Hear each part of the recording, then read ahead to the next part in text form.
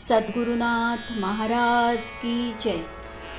श्री गुरुगीता हा गुरुभक्ती योगाचा मंत्रराज आहे। कलियुगात संसार सागर तरून जाण्यासाठी हा महामंत्र श्री गुरुदेवांनी स्वाध्याय म्हणून दिला आहे। श्री गुरुगीतेतील संस्कृत श्लोकांचा अर्थ महायोगी स्वामी उमानंद सरस्वती ह्यांच्या श्री गुरुगीतार्थेश्वरी ह्या विवेचनाच्या आधारे आपण जाणून घेत आहोत। आजचा श्लोक आहे 115। सूक्ष्म ध्यानाचा परिणाम। अंगुष्ठमात्र पुरुषं ध्यायतश्चिन्मयं हृदि तत्र स्फुरति भावो यः शृणुतं कथयाम्यहम्।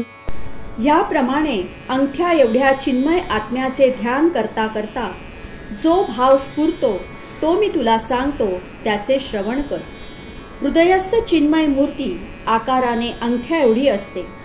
म्हणजे स्थूल देहद्वारा ध्यानाच्या वेळी साधक जेव्हा आत्म्याकडे बघतो तेव्हा त्याला 3.5 हात मोजमाप असलेली रक्तवर्णाची प्रकाशमय आकृती दिसते। मग ध्यान मनाच्या पातळीवर म्हणजे सूक्ष्म होऊ लागताच अंगठ्या एवढा श्वेतप्रकाश दिसतो। ध्यान मार्गातील अनुभवाचे हे टप्पे गुरुकडूनच समजावून घ्यायचे। स्थूलाकडून सूक्ष्माकडे नेणारी ही ध्यान साधने होत।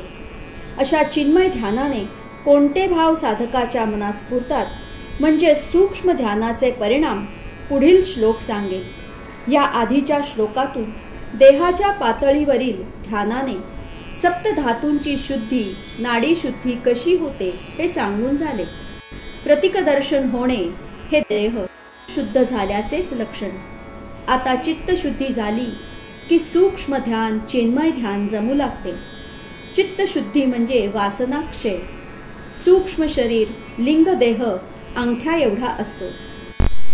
म्हणून सावित्रीला सत्यवानाचा अंगठ्या एवढा सूक्ष्म देह यमदूत पकडून नेताना दिसल्याचा उल्लेख आहे। 3 शरीरांची 3 प्रमाणे होत।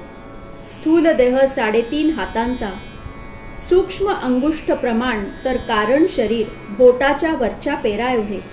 ह्या तिन्ही पातळीवरून दिसणारा आत्मप्रकाशही त्या त्या आकाराचा व अनुक्रमे रक्त, श्वेत, कृष्ण वर्णाचा दिसतो।